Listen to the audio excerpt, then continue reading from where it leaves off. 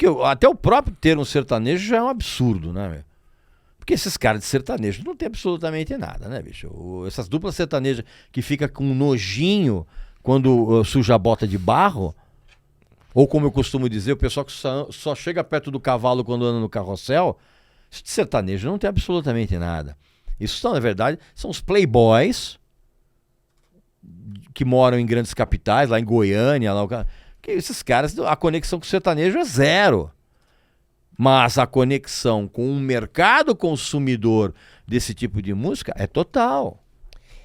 E como o Regis Tadeu explica essa ascensão do sertanejo? Porque durante muitos anos, o sertanejo sempre foi muito grande, nos anos 90 era forte, nos anos 2000 também, mas ele era uma coisa que ele era meio excluído da mídia, né? Os próprios canais. Não, imagina, você tá louco. Globo demorou muito pra abrir o sertanejo. Não, imagina, não, cara, no final dos anos 80, a mídia já tava de joelhos pra Leandro e Leonardo, João Paulo e Daniel, Chitãozinho e Chororó. Na virada dos anos 80 pros anos 90, já tava todo mundo de joelhos pra isso. Foi, de uma certa forma, uma ascensão. Mas isso se explica por quê, cara? Porque aí a gente volta de novo para o mercado consumidor. O mercado consumidor de música sertaneja migrou das cidades pequenas onde eles moravam para as capitais. Houve uma mudança muito grande. Então, esse público que antes consumia a música sertaneja de raiz, que a gente chama, quando ele mudou para a cidade, ele automaticamente ele passou a ter outras referências cosmopolitas, muito maiores, muito mais multidimensionais do que ele vivia no interior. E isso se refletiu na música. Tanto que, inclusive, se você pega, por exemplo, os primeiríssimos discos do Chitãozinho e Chororó, que eram realmente de música caipira, de música sertaneja verdadeira, esses discos sofrem uma transformação na virada dos anos 80 para os anos 90, porque com essa cosmopolitização do sertanejo, entraram as bandas de apoio. Então, música sertaneja passou a ter guitarra elétrica, contrabaixo, bateria, você tá entendendo? Quer dizer, ficou uma coisa muito mais cosmopolita.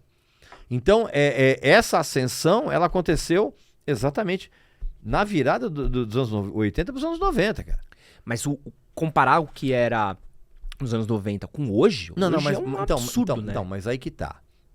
Esse é o problema da comparação. Porque quando você compara, você esquece a contextualização da coisa. Hoje, se você pegar, por exemplo, as duplas que faziam música sertaneja nos anos 90, que ainda guardavam elementos de harmonia, de melodia e ritmo em relação à música sertaneja raiz, se você pegar esse pessoal e você comparar com essas duplas picaretas que a gente tem hoje, cara, todo mundo daquela dos anos 90 parece Pena Branca e Chavantinho, perto desses picaretas que tem hoje, que não fazem música sertaneja, isso é outra coisa, é uma música popularesca. Porque eu lembro, anos 90 eu já lembro anos 90, 2000, você ainda tinha na música, você tinha ainda bandas de rock, você ainda tinha MPB, você ainda tinha coisas que eram grandes expoentes, paradas de sucesso e tudo mais, pagode, axé. Hoje, parece que o sertanejo é 90% e sobra-se ali o espaço... Mas qual é a consequência? Isso é consequência. Isso é consequência de um mercado. Porque hoje você tem essa espécie de monocultura popularesca que engloba esse sertanejo de Araque que a gente tem hoje, que engloba aquele funk carioca que era absolutamente ridículo e que agora se transmutou em pop e se transmutou em trap, né? Então você tem todas essas submúsicas, vamos dizer assim, que na verdade refletem o mercado. Então, quando você tem um mercado burro, o que é que vai ser oferecido? Música burra.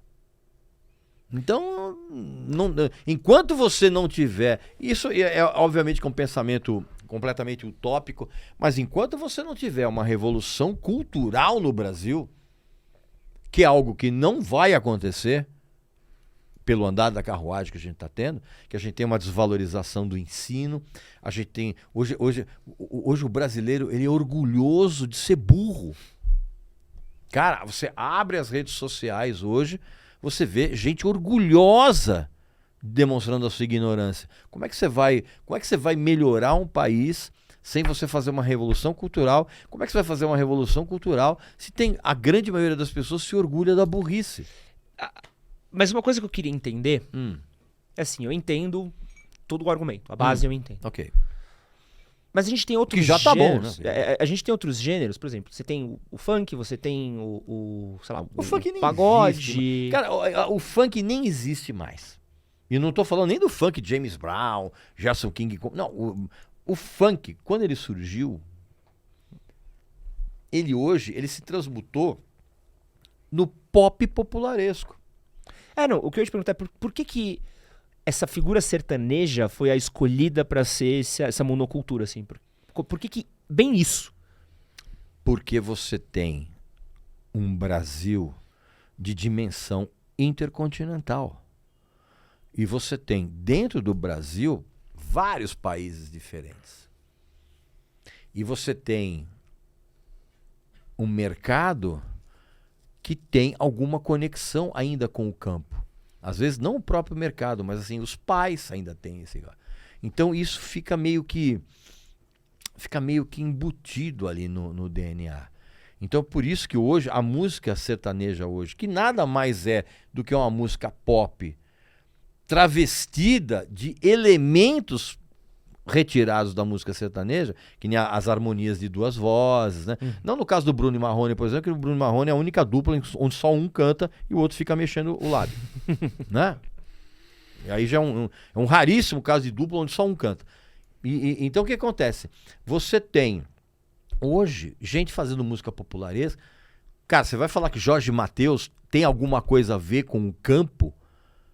Ou tem alguma coisa a ver com o interior de qualquer estado? Não, cara. É música pop, rasteira, da pior qualidade, completamente desafinada. Cara, você assistir um show do Jorge Mateus ao vivo, é algo similar a você colocar lascas de bambu embaixo da unha. Eu sinto, você tem uma ideia. Não, eu na época que eu trabalhava no Yahoo, até antes da pandemia, eu tinha um quadro lá que era o Show e Fria, que eu ia assistir shows e eu recomendava alguns shows e, obviamente, descia a lenha no outro. Cara, Jorge Mateus é uma experiência aterradora. Eu fui uma vez assistir um show do Jorge Mateus, cara, pra você ter uma ideia, pra eu ter um alívio nos meus ouvidos, eu despejei piche quente, que é pra ter um alívio. Né? Mas enfim, isso é outra história. E não é só Jorge Mateus, não, um monte de dupla assim, absolutamente horrorosa. Mas esses caras, bicho, não fazem música sertaneja.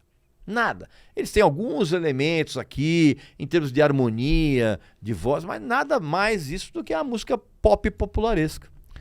Um beijo pra minha namorada Letícia, que é a maior fã de Jorge Mateus que eu conheço. Que Letícia, ela não ouça esse episódio daqui. Letícia, eu vou dizer uma coisa pra você, Letícia. Eu não te conheço. Calma, não xinga a Letícia. Não xinga a Letícia. Não vou xingar a Letícia. Tá. Letícia, eu não te conheço. Né? Já sei que você tá numa roubada por namorar com ele, que já é uma roubada muito grande. Mas sai dessa, bicho. Jorge Mateus Esse que você acabou de assistir foi um corte do podcast com Regis Tadeu. Pra assistir ao episódio completo, clica aqui do lado. Não esquece de se inscrever no nosso canal. E é nóis. Valeu!